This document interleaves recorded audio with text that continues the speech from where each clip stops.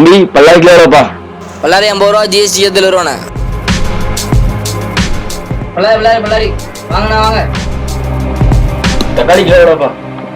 Kilo 60, GST சேர்த்து 80 ரூபா. தக்காளி வாங்கண்ணே. என்னப்பா இதுக்கெல்லாம் ஜிஎஸ்டியா?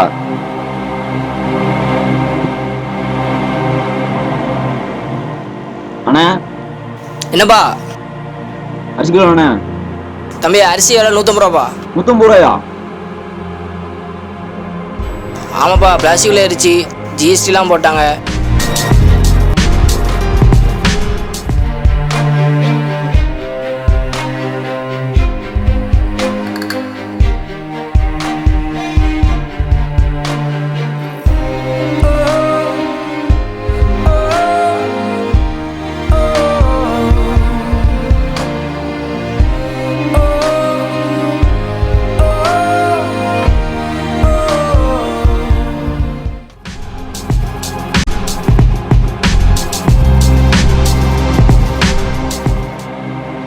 தம்பி என்ன வேணும்?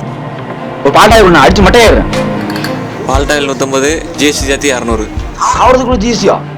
இப்போலாம் ஒன்றுக்கு போகிறது கூட ஜிஎஸ்டி கொடுத்து தான் போகணும். ஜிஎஸ்டியா? தம்பி தம்பி தம்பி தம்பி தம்பி தம்பி தம்பி தம்பி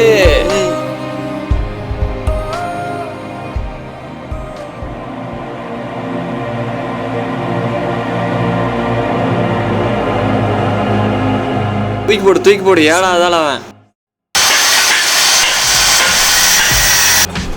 ஜிஎஸ்டி பற்றி நீங்கள் என்ன நினைக்கிறீங்க? எக்ஸாம்பிள் சொல்ல போனால் வந்து எல்லா விஎஸ்ஸுமே ஹோட்டல்களில் போய் சாப்பிட முடியல, போய் ஒரு தோசை 100 ரூபா. என்ன காரணம்? மாதிரி சாதாரண சிறு குறு தொழில்களே பாதிக்கப்படுறோம்.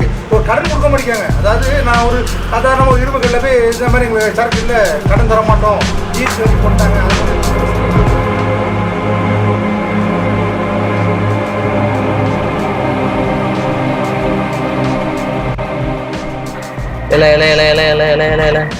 நான் வித்த இலை ஜிஎஸ்டி போட்டோன்னே நடுங்குச்சு என் ஈரக்கொலை. நான் வித்த காசை கவர்மெண்ட் கொடுக்கணும். மூடையாக சாக்கு. ஸோ வானத்தை பார்க்கு இதை வச்சு என்ன செய்யணும் ஒன்றும் தெரியல. வியாபாரமே இல்லை உங்களால். பிஎஸ்டி கால் பண்ண தெரியாதவங்களாம் ஜிஎஸ்டி பற்றி படம் எடுக்க நினைக்கிங்களா? ப்ளீஸ் லைக் சப்ஸ்கிரைப் பண்ணுங்க.